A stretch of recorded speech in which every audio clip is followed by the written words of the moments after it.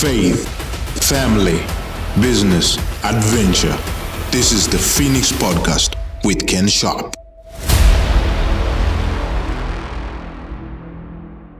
Good evening and welcome to the Phoenix Podcast Show with Ken Sharpe. We're here on the program where we showcase people who've risen from the ashes that have fascinating life stories, and I'm privileged to have my young friend Sebastien Summerfield, also known as Seb. Welcome, Seb, tonight. Thanks so much for having me, Ken. I really appreciate it, and I'm so privileged to be on your platform today. It'll be a great podcast. It's great to have you here. So to get right into this, you're born in Zimbabwe. You're 21 years of age, almost turning 22. I believe you started your career in football at 6 years of age. So take us back as a young 6-year-old. Can you remember that far back? To be honest, I can remember playing football as early as 2 with my older brothers. I was always the annoying little brother saying, I want to play with you guys, come on, don't be bullies, let me play. But my first competitive stint in football was 6 years old, and that was at Celebration Centre. And yeah, that's ever since 6 years old, and I'm 21 now, I've played football basically every day of my life, or I've done something with football. And yeah, football is my life. So a lot of people might know me as Sebastien, the football player, and I'm very happy with that title as well. So take us back to a 2-year-old. What can you really remember? I remember my brothers kicking the ball at my face, getting bleeding nose, so becoming very tough at a young age. I was very lucky that I grew up my early years with my brothers, so since I think 1 to 3 or 4, I was with my brothers, and then unfortunately they had to leave because they're much older than me. I was blessed that I could live with my family my whole life, so my mom and dad, it's just the 3 of us. But yeah, honestly, football's just been the biggest part of my life since I was young.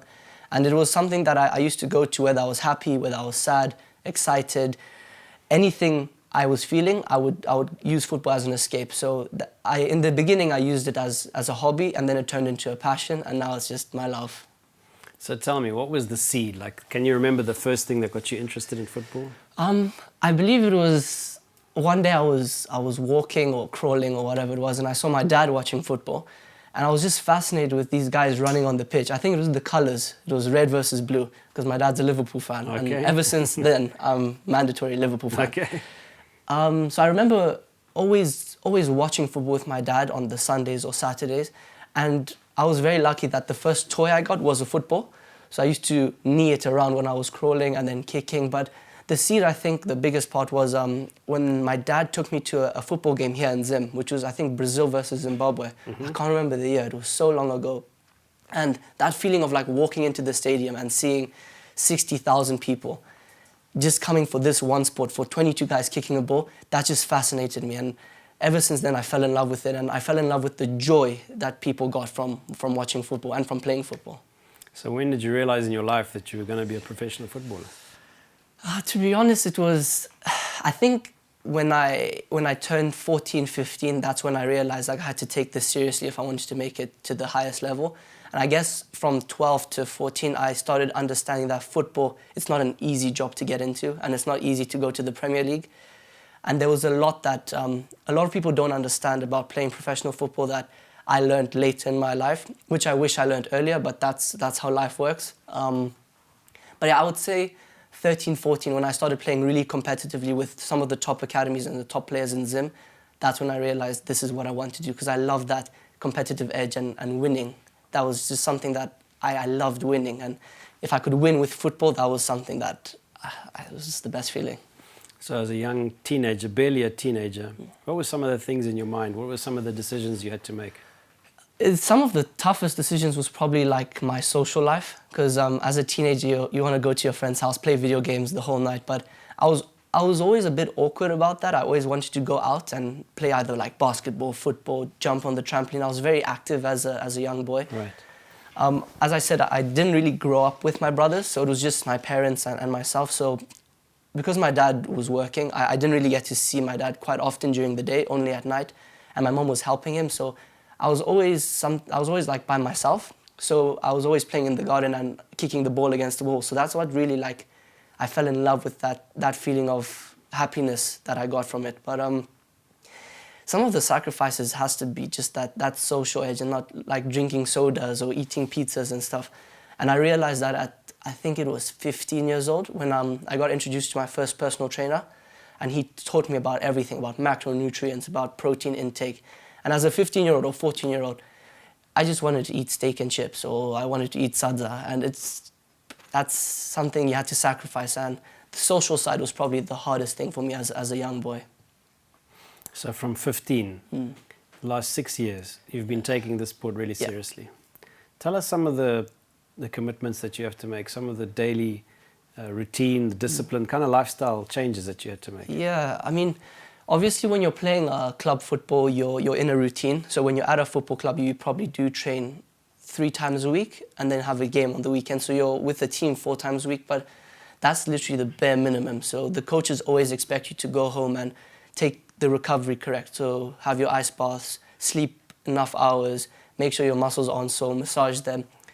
And one thing I realized here, unfortunately, is when you're playing very young, the kids will come and play at the academy and then they'll go home and that's about it. That's what they do.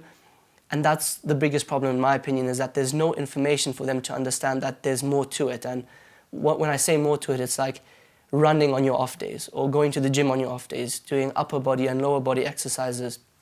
And a lot of people don't understand that football players, 90% of their life is outside of the media, outside of their team training. It's themselves, so them in the mirror. So although football's a team sport, it's very individual as well. And that's what a lot of people don't see. It's that individuality and that drive you have to do by yourself. And I think that's the hardest part of playing any professional sport, is you versus you, and how hard are you willing to push yourself. So we're going to talk about that, mind over matter, what motivates you, what drives you. But come back to the routine. So tell me a typical day with the club or without the club. How would it look? What time do you wake up? How many hours do you spend training? Tell us the whole day. What does it look like? Usually, if let's take a Monday, for example, usually I train in the evening. So Monday morning, I would wake up, say, around 8 o'clock. Because in Europe, it's a bit different because you train at night. So you'll train maybe from 8 p.m. till like 10. Wow. So it is quite late. So you only get home around 11 or 12. So you need to get your 8 hours of sleep. So I'd usually wake up at 8, 9, sometimes even 10, just depending on how late it was. And then once I wake up, I'll have a really good breakfast. Or sometimes I would skip breakfast. It depends on my body. So you also have to listen to your body. So there's no set schedule for a football player. And also everyone's individual. So the things I'm telling you guys, you don't have to follow it. You can do your own thing, but figure out what works for you. Figure out what works for you. So when you say eat a healthy full breakfast, what does that mean? Usually it's a source of protein, so probably eggs or even like chicken breast. A really unorthodox breakfast. Sometimes I'd have steak for breakfast because it's just at the end of the day when you're taking a sport professionally, food becomes your fuel. So it doesn't become really enjoyment. So if you're eating steak for breakfast and then you'll have 2 chicken breasts for lunch, and then more chicken in the evening, it's just for fuel. You're not really eating for taste. So for me, I'd have maybe chicken breast in the morning with some eggs and then a protein shake. Then I'd usually either go for a run. It would depend if I had a game on Sunday or Saturday, so it depends on what happened the few days before. If there's no game on the Sunday, I'd go for quite a hard run, so maybe a 5 to 10K. And then I'll do gym as well. It also depends on how your body's feeling. So it's either run or gym, and then you go for your team training in the evening. Usually Monday's really light tactical session. And then Tuesday when you're off, or if your team's training in the evening, usually my team doesn't train, so when I'm off, I do upper body, workout in the gym, and I go for a light run. Then I do a lot of recovery, like sauna work, ice bath, and things like that. Wednesday, I take it off, like the individual work. I just wake up early, prepare my week. So my week really starts on a Wednesday, because the Monday, Tuesday is so hectic with the club and everything. So Wednesday, I'll take to myself and just make sure that I'm doing everything well. Train with the team. Thursday is an individual day, and that's probably the hardest day of the whole week because you've got training on Friday and then maybe a game on Saturday. So you have to be mindful of what you train. I'll usually train legs on Thursday to make sure that they're ready and a bit loose. Friday will be the team training, and then Saturday, Sunday game. So it's really, there's no time for anything other than eat, sleep, and do your... Eat, sleep and train. Eat, sleep and train, yeah. So Monday, Wednesday, Friday you're training, and how many hours would you be training with the club? With the club, it's usually 2 hours. Some days, like on a Monday, because it's recovery, we could come in a bit early and maybe go 2.5. So we do like massages and things like that. And I'm very fortunate that my club gave me those opportunities to come in and maybe use like the ice bath or the sauna. And that's one of the biggest benefits, I guess, of playing in Europe is the facilities you get and the people you're exposed to. So I had physiotherapists. I could message them on even my off day and say, can I come in? And come and help me with whatever. So Monday is really like the recovery days. And then Wednesday, it will be quite intense. Or if it's Tuesday, we call it Terror Tuesday, which is where you'll be running a lot, get the cardio up, because obviously the game's in the end of the week. So Tuesday or Wednesday is probably the hardest day of training, and then Friday is again more tactical. So it's basically recovery, really hard and tactical. That's the 3 days. And the personal time you'd be training, so if you're training 2 to 3 hours a day, 3 times a week with the club, how many hours a day would you be personally training? Probably, I train myself about 3 hours. So it's including like the 1 hour of running I do, and then 2 hours in the gym, or maybe 1.5 hours in the gym, then 30 minutes recovery. So I'd say about 6 hours a day, if I'm honest. And it's a full-time job at the end of the day, you know, and even cooking and making all those preparations is also a part of it. So my whole day is run by football, and it's run by my job. So to be a professional player, you really can't be doing anything else? Honestly, no. And a lot of people don't realize that a lot of professional football players are struggling mentally because they're very alone. You know, you're faced with so many challenges every single day. And when you're at the top, you have the media as well, which is a huge pressure on you. So the only time you get is the time by yourself. And that time is not just for relaxing. You still have to work. So the resilience you have to show as a professional athlete it's second to none. I think it's probably the hardest mental side. The mental side is like 95% of it, I would say. I'm glad you bring that up, because this mind over matter, your attitude is so important. What motivates you to keep going? What drives you? For me, there's a couple of things that drive me. I'm very fortunate that money never really had to drive me in the football side, but it was my raw passion for it. And I'll be very honest, I am not the best footballer, like technically, but I will outwork anyone who's there. So if I see someone who's better than me, I'll make sure that I run faster than them, or I'll run longer than them. My biggest motivation, though, is ever since I played for the Zim national team, the under-20s, that really made me realize like I could this is something, my passion, I can take it and I can earn from it. I don't have to just play it for fun. I can actually make a living out of this. And after the Zim national team, I think my biggest motivator was the amount of young kids and young athletes who had messaged me saying like, you're a huge inspiration to me, like keep going. Those type of messages really made me feel like, wow, these guys are supporting me. And if I quit now, I'm quitting on their behalf as well, because they've seen my journey. And I'm very quiet about how I was brought up, but my football journey is very public, so people know which academies I've been to, where I've trained. But they've seen my growth, and my growth has been in the media since I was 16. And that was something really important for me. And I think the biggest setback was probably when I went for under-17 national team trials and I didn't get selected. And that was the first time I guess I was rejected from the football world, because ever since I was young, at my school, I was always playing with the older kids. At my academy, I was always the best player. And then the one time I went to play against the top guys, I guess I came in a little bit like, oh, I think I can take these guys. And I was put in my place. After 2 days, they told me, you're not going to make it. And that was, as a 16-year-old, being told that is like, it's the worst thing in the world. So my motivation after that was, I want to prove everyone wrong, and I want to prove that I'm better than everybody through my hard work. So I believe you've been playing for Kilchberg in Zürich, Switzerland, the last club. So tell us, from the time you turned professional, how did you start? Which clubs did you join? Who did you play for? How did you get to Kilchberg? So it's a really long story, and I'll try to compress it as much as I can. We've got 3-4 minutes before the next break. Okay, perfect. So essentially, the way I realized that to go pro, unfortunately in Zim we don't have any pathway to Europe, and a lot of the pro guys decide to go South Africa. And that's one of the big projects I want to do, is I want to try bridge Zimbabwe to Europe. We'll speak about that a bit later though. But for me, I realized that at 15, 16, when I went for my first trial in Europe, it was at a club in Czech Republic, FC Dukla, or FK Dukla at the time. I went there and I just realized these guys are outrunning me. There was a guy 2 years younger than me who was bigger, stronger, faster, more technical. And I was coming from Zim, where I thought I was one of the best players here. And I realized like, these guys are killers. They don't care about who you are, where you come from, what your name is.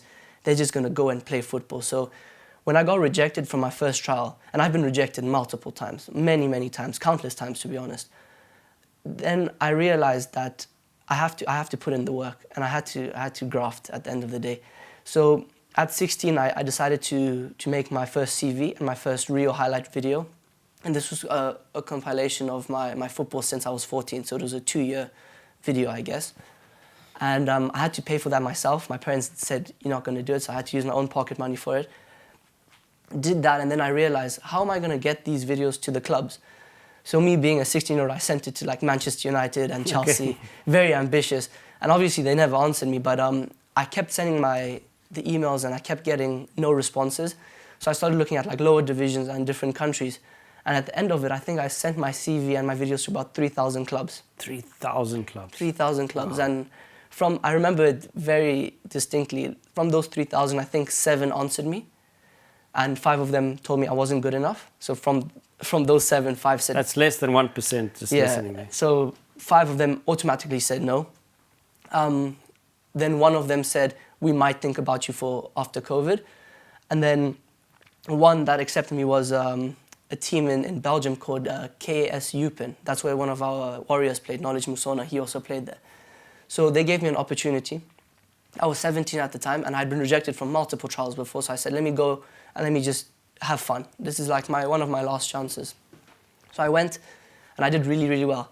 And it was the under 21 team, and I was 17, and I did really well. They called me back. Unfortunately, because it was the COVID year, it was 2019, I couldn't go back, and I lost that opportunity. But I had one team which told me maybe after COVID, which was Gateshead FC, which was under Matty Patterson, a South African Bafana player actually, and he played for Newcastle. And he was the one coach who really gave me a chance. And I had 1 week to pack my bags and quickly go to Newcastle, go for a trial. And this was my last chance, really. And my parents even told me, like, we've invested so much, this has to be the last chance. Hold that thought. Last chance, we'll be back shortly. Perfect.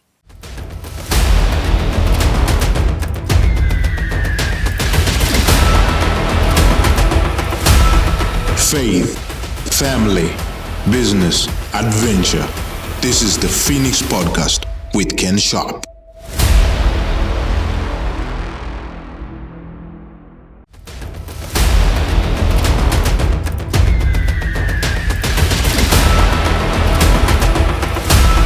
Faith, family, business, adventure. This is the Phoenix Podcast with Ken Sharpe.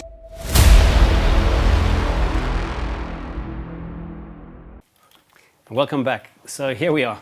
0.01% of a chance is what you had. Less than 0.1% of a chance. So you got this break. Yeah. Tell us what happened. You're in Newcastle. Right? Yeah, Newcastle. So I was very fortunate my parents were able to come with me that time. So as I said, Matty Patterson was the coach who gave me my first break. And I went there, and I remember my first training session, I was so nervous because my parents came to watch. And I was messing up every single time. And the coach actually spoke to my parents, but without me knowing, saying, please don't come for the next training. Like, I want to see him at his best. So they didn't come, and that training I did really well, because what kept going in the back of my head was like those failures that I had in Czech Republic, in Belgium. And I was thinking, look, I can't go back to Zim again and say I haven't made it. Because all my friends at school knew I was missing school for this, and the principal and everyone at the school was supporting me. So I couldn't go back and say I didn't make it. So the biggest break was we had a friendly game, and I didn't start. And I don't know what happened that day, but I had so much anger that I wasn't in the team. I was like, I've flown all this way from Zim to Newcastle, this random cow town. I'm so upset because I wasn't in Newcastle, I was in Gateshead.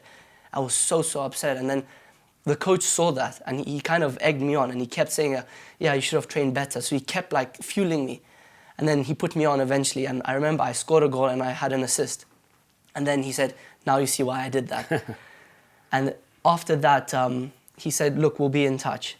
And that was a big break for me. I was like, okay, this could either be great or it could be terrible. I remember we came back home. This was now March 2020, I believe. So I just had turned 17. So I was 16, I had just turned 17. I had just turned 18, I can't really remember. But we got back home, and I didn't hear anything from them. So March didn't hear anything, April didn't hear anything, May didn't hear anything. So I was like, okay, that's it, I'm done. I graduated from my school in 2020, so I was looking at universities, applying. And then one day I got an email from the coach, and it just said, it was just a reply from my original CV sent. So it was trial opportunity, Sebastien Summerfield. And I opened it, I thought maybe it was just like a spam or something, and it said, "Congratulations, we're so happy to offer you a scholarship at Gateshead." Wow. And I remember like I looked at it, and I closed my laptop, I opened it again, and I saw it, and I screamed. I said, "Mom, there's no way, I've made it. And she came running up, and she just gave me the biggest hug ever. But it was great, but it was also a really like hard moment for me, because I realized, okay, I have to leave home. And for me, I'm very close to my parents, and I'm so grateful that I have a great relationship with them. And most Zimbabweans will know, like, family is everything here. So growing up here, everyone is so tight, everyone knows everyone.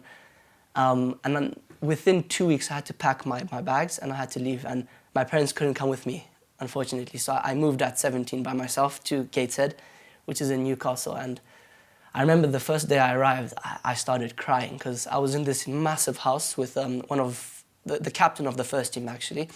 And he had a girlfriend, so he kept going to her house. So I was in this massive, like, 4-bedroom house by myself. I didn't know anybody there. I had no car, I had nothing. I didn't even know where the shops were. And I arrived, and I phoned my mom. I said, "I can't do this. I'm done." And she kept telling me the same words: "You didn't go there for nothing. You didn't go there for nothing." And I have to thank my parents a lot, because they could have broke and come over and supported me while I was there, but they said, "You have to grow up, and this is the only way." So I didn't see my parents, I think, for a year after that. And I just grew up so much from that time. We're going to come back to your parents. So tell me the club. So you got into the club, Newcastle, and then what happened next? So I got into the team, and it was COVID during the time, so the season was on and off a lot of the time, but I was really doing well, and I had a great few games. So the coach realized that I was doing great, and he loaned me out to a men's team. And that was the biggest like step for me, because I'd never played men's football before. And even though it was like a lower division, it was still really tough for me. But I got in, and I don't know what it was. I guess, you know, they talk about that flow state sometimes, athletes in the flow state. I remember there was this one game I had, and I think it was the first game I had training with this new team. And the coach said, "Just give it your all." And I was just, nothing was going wrong. Everything I was touching was like gold. I was scoring, I was assisting. And the coach from that loan team phoned my coach, Matty Patterson, and told him, like, you've got a gem on your hand. This kid's going to make it. And he never told me that. He just kept saying, like, "Yeah, they liked you, but keep working hard." So I have to give a lot of credit to Matty, because he was my pillar when I was there, because if it wasn't for him, I would have crumbled. And then I got my first call up to the senior team. It was a mix between the senior team and the youth team, and we played an FA Cup game. So I played in the FA Cup, which was the biggest tournament in England, competitive England. So that was incredible. That was probably the best moment in my life when I played FA Cup. And you're still 18 now? Yeah, so I was just 18. It was within my first 3 months I had done that. So after that, there was a big decision, because of the COVID was getting really bad in the UK. They basically nulled our season, so we had no more season for the under 19s. It was only the first team, and the first team said, "We're only going to take one player from the academy." Mind you, the academy had pressure. They had under 19 A team, under 19 B team, under 15s. They had, I think, over 300-400 kids. And I remember that they only chose 3 guys for the trial. The first 2 guys were local guys who were born and bred there, and the third was myself. Wow. And our season was finished, so our under 19 season was finished. We couldn't play anymore. And I went for this first team trial, and I realized that the level of football in the men's professional league is not a joke. And I was struggling. I remember the first session, I phoned the coach after. I said, "I don't know if I can do this. They're so fast, they're so strong." And I was really small at the time. I wasn't big or anything. So unfortunately, the coach of the first team phoned my coach and said, "Look, he's not going to make it. He's not good enough." So that was the biggest. You were done. That was the biggest blow for me. Yeah. So that's a year out. Yeah. A year that they just said, like. And all of those other kids, they're out for the whole year. Yeah, they signed one of the guys. They signed one guy. I was very lucky though that the national team under 20 was going on here in Zim. So I was out of the Gateshead first team. I was out of the Gateshead under 19 team, because we didn't have a season. And that broke me, because I was like, wow, I've been here 5 months, 6 months. I was at the top of my game. You know, everyone was talking about me. There was clubs phoning my coach saying, "We want to sign him." But I couldn't, there was nothing I could do. So I decided to come home to Zim. And this was November 2020. So within 6 months, I had gone from Zim to Gateshead back to Zim. And it was the roller coaster of emotions. Were you blaming COVID? I think I will blame COVID for this time because I was in my flow state during that time, and I knew if I carried on, I would have made it. But I came home, and essentially the reason I went with the national team was I know Coach Tonderai Ndiraya because I used to train with Dynamos, and I'm a Dimbare fan for everyone watching. So I would train with Dynamos whenever I was in Zim, and he knew I was back. So he said, look, to keep fit, come and train with the under-20 national team. So I said, okay, cool. I didn't think I was going to make it or anything. I wasn't even a part of the trial. And I remember he called me into the Zifa offices, and I saw all the big boys there, all the manager, the first team coach. And I was just this kid from England, like just come from playing. And they said, so do you want to be a part of the under-20 team? Do you want to go for a trial? I said, yeah. They said, look, we don't have any space for you at the camp, so you'll have to drive from home to camp every day. And I had to wake up, I guess, at 4:30 every morning, and had to drive to Zifa village and come back at night. And we started off with 70 guys at camp. This is now the under-20 story. So we started at 70 guys at camp. We did really, really well. Like, the guys were really tough. And what kept playing in my mind was, I'm not going to get sent home after 2 days like I did under 17. I'm going to carry on. So we kept going. And then I remember there was a very pivotal part when we had a friendly game. So the coach had cut, I think, 30 players already, 30 or 40 players. So there was only 25 of us left. And we had a game against a local team. I think it was Black Rhinos. And my position was taken, the right wing position, with my friend, actually, Bill Antonio, who's playing now in Belgium. So I had no position to play. And there was only one position left, which was left back. And no one was selecting it. So in my head, I said, you know what, I want to play. I put my hand up, I said, coach, let me play left back. Everyone started laughing at me because like, you're not a left back, you're a right wing. And I said, no, I'll play left back, I'll do it for the team. And I did it, and I had my best game again. That flow state came back. And I think that was probably the reason why I got selected for the national team, because the coach used me as an example of, this guy's going to do anything for it. And they knew I wasn't the most talented, but I worked very hard. I was always first in the drills we were doing. Fitness-wise, I wasn't the fittest because these guys are insanely fit and they're just phenomenal athletes. Zimbabwe produces the best athletes, in my opinion. And I was playing with kids that I knew from back in the grassroots days who were playing in Domboshawa, and these guys were just on top of their game. But I think that was the biggest moment for me when I realized like that flow state plus that hard work I was putting in, it's always going to come together. So after Zim, how did you get back into the international clubs? It's again a weird story. I got scouted by a Zimbabwean agent in Switzerland. Okay. And I spoke to Matty, my coach in England, and I said, look, I have this opportunity. Do you think the first team's in Gateshead gonna want me back? And he said, unfortunately, mate, your time here's up. Like, your scholarship's finished. So I said, okay, look, let me go to Switzerland. I went to Switzerland and I trialed with some of the first division teams there. And I did really, really well. So I trialed at FC Zürich and then another team called Winterthur, which are both in the Premier League. And I personally thought I did amazing. The coach was talking so highly of me. He said, I can't wait to have you on board. So I thought I had made it. And this agent was helping me, and it seemed too good to be true. And eventually it was too good to be true. Because unfortunately the agent messed me around and he asked for money from the club. And the club said, we're not going to pay, he's a free agent. And then I had this red dot on my name in Switzerland that there's a Zimbabwean kid with a Zimbabwean agent, he's just asking for money around.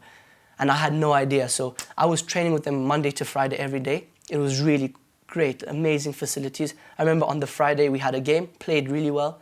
So, told the coach, okay, see you Monday. He said, see you Monday. I came on Monday and they all ignored me. The coach, the staff, everybody. And I was like, what did I do? Did I not play well or something? And they said, no, you can go train with the under-16s. And I said, but guys, I was just with you. And they said, no, go train with the under-16s. And I spoke to the under-16 coach and he said, yeah, your agents asked for money. And then from there... So embarrassing. It was, for me, I had no idea as well. So I cut ties with him immediately. And I had to find another agent very quickly because in the football world, you have to know people. And I was very fortunate that there was this... a friend of my dad's who was in Switzerland at the time, and he connected us with one of his friends. So it was through a friend of a friend. And then from there, he just found me this team, FC Kirchberg. And I was there for 2 years. And it was a great learning lesson, but it was very tough because I couldn't speak the language. I was an outsider there. So I think Switzerland was probably the hardest 2 years of my life, if I'm honest. And what's happened since then? Unfortunately, in my last 3 games, I got injured and I had to have surgery on my foot last year in November. And it took me 8 months to recover. So I've only been recovered now for 4 months. Mm-hmm. And I moved to England, so now I'm based in London. And I was training with Sutton United, which is a League 2 team. And a lot of people don't know this. I've kept it under wraps because I felt like I had failed everybody. And I thought that, because I was advocating, I came home and I was helping the kids in Mbare and DZ. And they were all like, oh, how's Switzerland? You know, it's amazing. Can you take us there one day? And I kept saying, yeah, don't worry. You're going to see me on the TV. And then everything sort of crumbled for me because of the injury. Also, our national team was banned at the time, so there was no national team. And as soon as the national team came back, I was injured. So I missed out on the World Cup qualifiers. So these last 8 months were probably the hardest in my whole life, because even though I was happy, mentally I couldn't take it that I can't play football anymore. And the doctors kept saying, like, you still have to wait for it to be fully recovered. And till this day, it's not fully recovered. So it's a really tough thing for me. So I'm going to ask in the next minute of this session, before we go for another break. On this show, we often have people who understand what it means to be committed, have discipline, endurance, perseverance. What do these words mean to you, and how do you apply them in your life?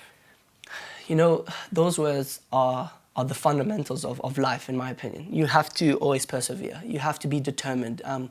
And you always have to look adversity in the eye and say, look, I'm going to take you by the throat. I'm going to do whatever I can to go over you. But it's a really weird thing for me, because I grew up very, very privileged, and I'm very lucky for that. And I went to a very great school. And I was playing with the most amazing pitches in Zim. And then on the Friday, I'd play with my school, and on the Saturday, I'd play in Domboshawa.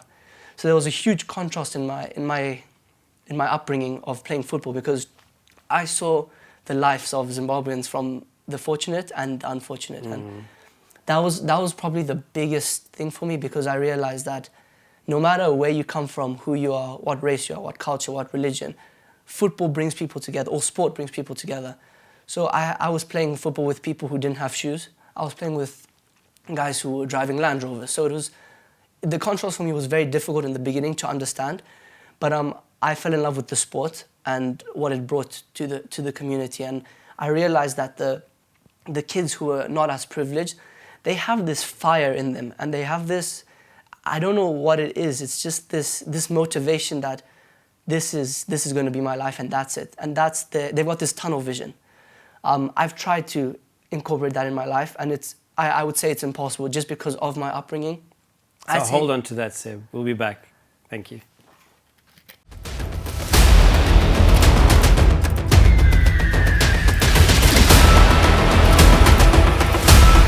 Faith, family, business, adventure. This is the Phoenix Podcast with Ken Sharpe.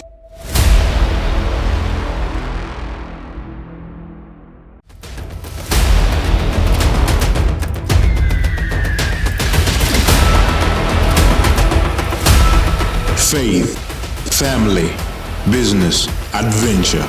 This is the Phoenix Podcast with Ken Sharpe. So we're back again, and having that sheer gut determination, holding on to that never give up attitude, looking at those young people with fire in them, driven to succeed. Take us back to what you were saying. Yeah, I mean, there's this tunnel vision that they have that I try to incorporate. And I even asked some of my friends who were playing the local league, because I became really close to I don't want to say the underprivileged, but the people who didn't have as much as me. I became very close to them because, in my opinion, they were real. Everything they showed me was real. They were real people. This is real life. The struggles they faced daily was something I had never seen in my life. And I remember even once going for dinner to my friend's house, and we were all sitting on the floor eating sadza. That's something I'd never experienced. I knew it happened, but when I was there and I physically saw it, I was like, wow, the life these guys are living is something I could never imagine. And these guys are smiling every day, working so hard. So the amount of respect I have for them is just, for Zimbabweans in general, is massive. And no one can tell me that they don't deserve the world, because they deserve everything that they get.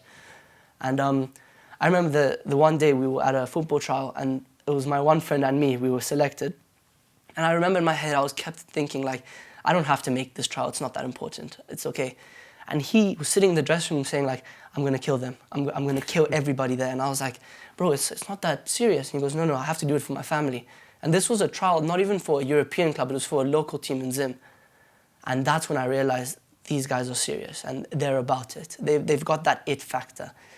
And it's a big advantage to them. I know a lot of them might think like, oh no, I don't have an advantage, but that fire they have in them, and I'll tell them straight, this is an advantage. You guys have something that I wish I had. And it's a blessing for them. It's a blessing in disguise, because they will go so far, and they have gone so far. One of my closest friends and my role model is Marvelous Nakamba. And his story is just so amazing. And I remember thinking to myself, he's gone through so many steps to get it to the Premier League. I cut those steps in half. He had to go from South Africa or from Zim to Belgium, to the Netherlands, to England. I went straight to England from Zim. I didn't have to go to South Africa. I didn't have to find a way. I didn't have to make money to do it. I could just go straight. But that character development from going place to place to place, it's something which you can't teach. So being wealthy, being privileged, being in a position to have access to networks, being white versus being black and having nothing, you say it's an advantage to be black and have nothing because you're driven by something that many people in a privileged position never get to have, and that's that desire. Yeah. And that's hard to replicate, right? Yeah, it's impossible to replicate. So in your own case, how did you deal with that, and how do you deal with it? I realized what my passions were, and my passions were that I wanted to prove that even if you have everything or you have nothing, you can make it. Hence why I do a lot of grassroots work with the kids in Mbare and DZ, because I want them to realize that, yes, I have everything and I'm able to do whatever, but when it comes to football, I'm brought down to the same level as them. All that traveling, all that everything, all those experiences mean nothing at the end of the day, because we're sharing the same pitch, we're kicking the same ball. So for me, like, I've sort of separated my upbringing when I talk about football, because that's not important. It doesn't matter where I've come from. It matters where they've come from. And I'm trying to use my platform and what I have to uplift the grassroots football and uplift the kids who feel like they have no choice. But I want them to know that they do and they can make it, and it's very, very possible. That's great, Sebastien. That's great that you're paying it forward.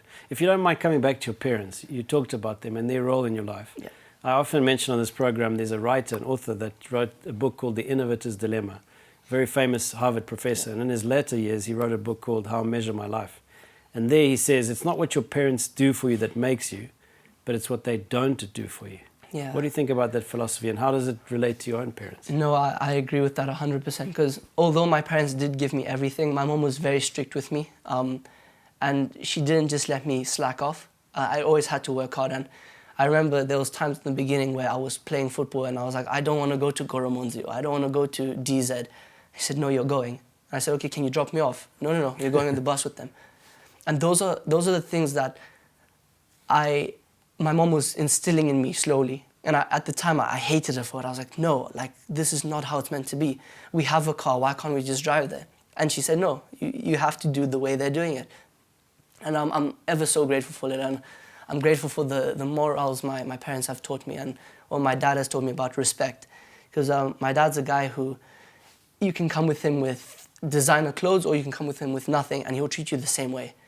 And that's something I saw growing up, and that's something I take on every day. I never judge a book by its cover, because what's important is what's inside the book. And that's how I live my life every day. So coming back to Zarasekwa and Mbare, what are you doing there, and what motivated you to get involved there?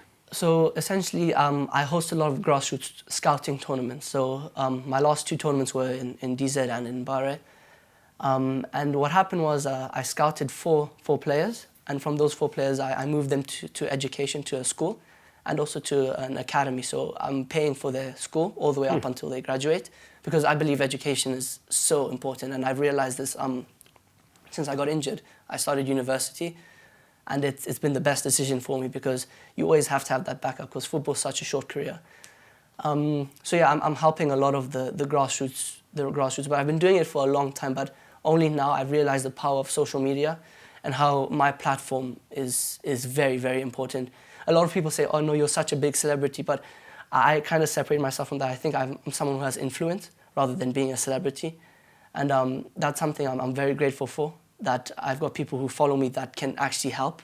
And I hope that what I'm doing inspires other people to help in their sector. So essentially, I just have a foundation, which I host football tournaments, I donate football kits, I donate equipment, balls, or whatever there is I do. Because I realized in England and in Switzerland there's a huge privilege of like, they can get football boots any other day. And there was guys who their laces were just a little bit broken and they throw the boots away. I remember there was a time I was even collecting boots from a dustbin and taking them back home. And the joy that these kids had from having new boots was something that drove me to carry on doing it. So I want to give them the feeling I got when I got new boots, for example. And just the happiness they get is the best thing for me. So looking at the future, I often say I'm a man of the future. I live in 2050 because that's our corporate strategy statement is to 2050.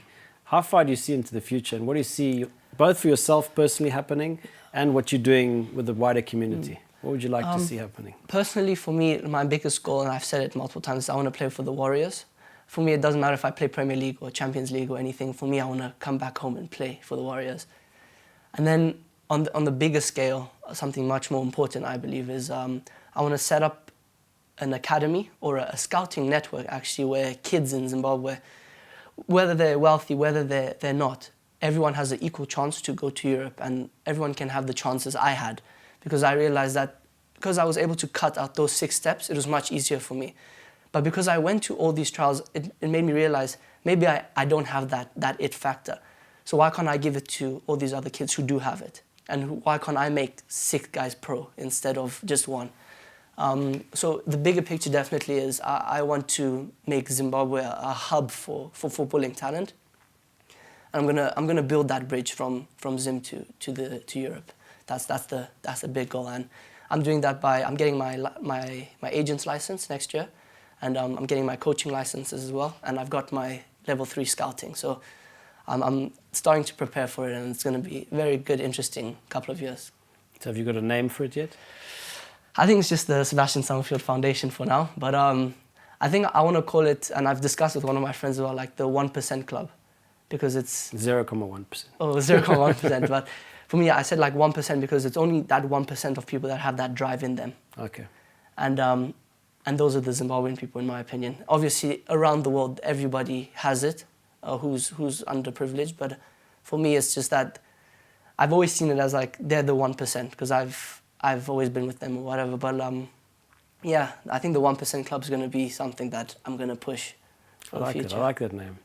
So, thinking about your plans of the future, if you were to set goals, and I'm going to hold you accountable because you're on public record, yeah. Right? So, set for me a 10, a 20, and a 30-year goal. So, within the next 10 years, I definitely would make my Warriors cap. So that's an individual goal. But a goal that I want to do in general is I want to make at least 10 players from grassroots go pro in the Zimbabwean League. And then from there, I want at least half of those guys to go to Europe. So and that's the next 10 years. That's 5 people playing in Europe in 10 years. 5 people playing in Europe. From Sebastien Summerfield Foundation. Football. Yeah, that's going to be the goal. And in the next 20 years, I want to set up my own football academy and my own football team, which I'm going to have young players of 19 years and younger playing against men. So it's going to be like maybe in the 3rd division of Zim Pyramid, and just push them and make them play, and hopefully they can get promoted to the Zim Premier League. And yeah, that's the biggest goal, like set up my own academy and nurture talent and build Zimbabwe. 20 years time. 20 years time, I'm hoping that we're going to become the new Nigeria or the new Senegal. We're going to be a hub for scouting where there's going to be countless teams contacting us to say, please can we come for this tournament? Can we come and see these talent? And I want us to have a huge market of players in Europe. I want Zimbabwe to be the #1 African team playing in Europe, it's a hard goal to get, but it's possible. And we've got the best players there as well. We've seen it. So in 26 years' time, in 2050, I'm going to be calling you. We're going to go watch them play in Europe. That's it. Champions League final. There's going to be 10 Zimbabweans playing. So Sebastien, the last few minutes here, just talk to the audience. Give them a message. This program is to talk to the youth, to the young people out there. I don't know if you know, in Zimbabwe, 62% of the population is under 25 years of age. Wow. You're that category, right? So you're one of the 62. And you're the future of this country. So I'm glad to have you here because it's people like you that are going to build this country. Yeah. So what message do you want to tell them? I mean, the biggest message I can say is just have that self-belief, you know. And a lot of the time, hard work beats talent when talent doesn't work hard. And you guys have talent and you have that desire to work hard. And whether it be in the arts industry, whether it be in the sports industry, whether it be in business, whatever you decide to do, commit to it and don't let anyone tell you can't do it, because you can, and it's very possible. I've made it. There's people like Marvis Nakamba, Tino Kadewere, Marsh Munetsi, all those 4 players have made it. We've seen countless guys be successful in business in Zimbabwe. So believe in yourself and don't ever take no for an answer, because you are good enough and you're going to make it. I believe in every single one of you, and if anyone ever needs any sort of advice, I'm always happy to talk to you, message me on Instagram, whatever it is, and I'm happy to help. So believe in yourself and you can do it. Thank you, Sebastien. You've heard it from the man. Don't ever let them tell you you can't do it. Thank you for being on our program today. Thank you so much. Pay it forward, watch, like, share, and get out there and play football.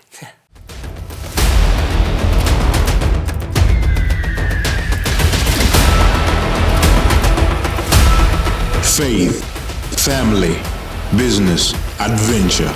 This is the Phoenix Podcast with Ken Sharpe.